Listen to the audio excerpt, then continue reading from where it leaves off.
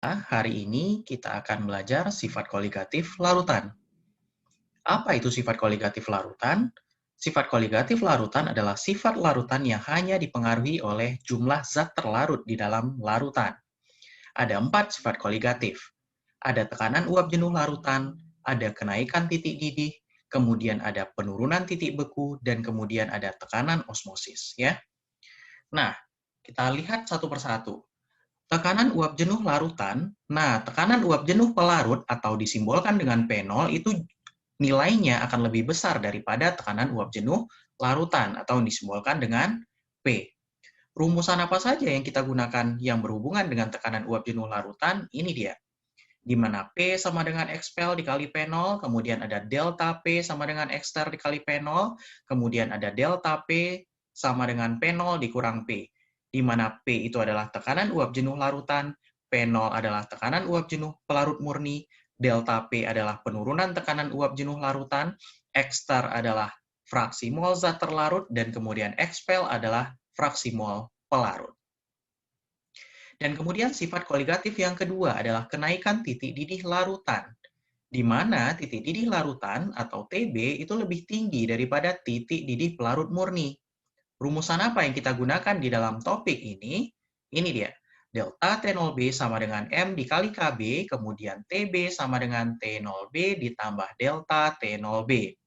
Di mana delta T0B adalah kenaikan titik didih larutan, TB adalah titik didih larutan, T0B adalah titik didih pelarut, KB adalah tetapan titik didih, dan M adalah molalitas larutan. Kemudian, sifat yang ketiga adalah penurunan titik beku larutan. Di mana titik beku larutan atau TF itu pasti lebih rendah daripada titik beku pelarut murni atau disimbolkan dengan T0F.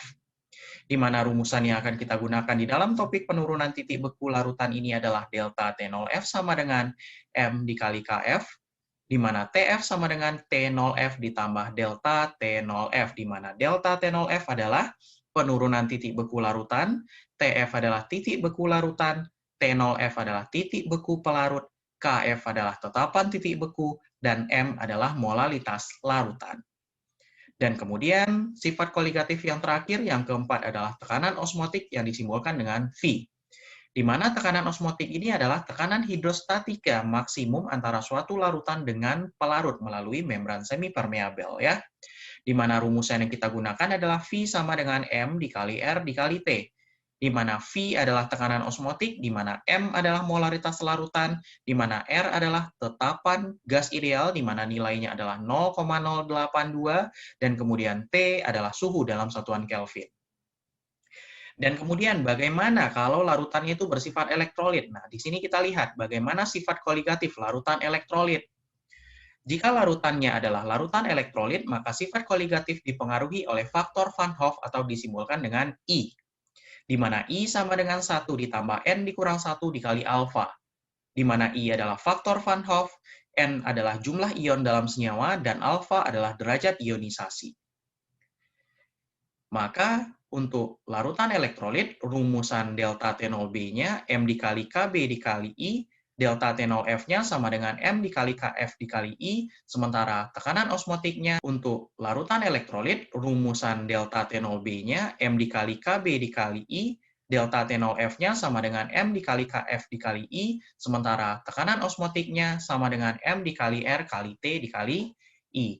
Sementara khusus untuk tekanan uap, faktor Van Hoff diperhitungkan ketika menentukan fraksi mol. Ya.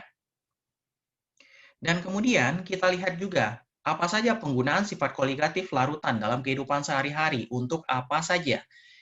Bisa digunakan untuk penambahan garam pada es, itu adalah untuk menurunkan titik beku. Ya.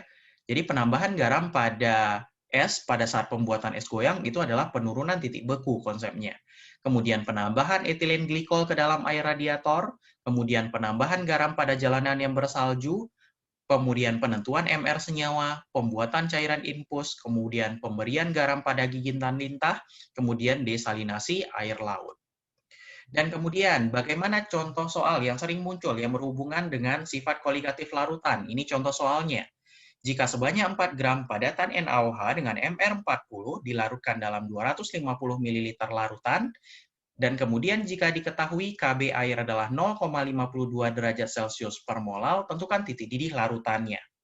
Nah, NaOH kalau kita ionkan, maka dapat ion Na+ dengan OH- berarti jumlah ionnya atau N-nya sama dengan 2. Dan NaOH juga termasuk elektrolit kuat, maka nilai alfanya adalah 100% atau 1. Maka tinggal kita masukkan ke dalam rumus, delta T0B sama dengan M dikali Kb dan dikali I, dan kita kembangin sampai dapatlah delta T0B-nya adalah 0,416 derajat Celcius. Berarti delta T0B-nya 0,416 derajat Celcius, berarti TB-nya adalah 100 ditambah 0,416 derajat Celcius. Berarti titik didih larutan ini adalah 100,416 derajat Celcius.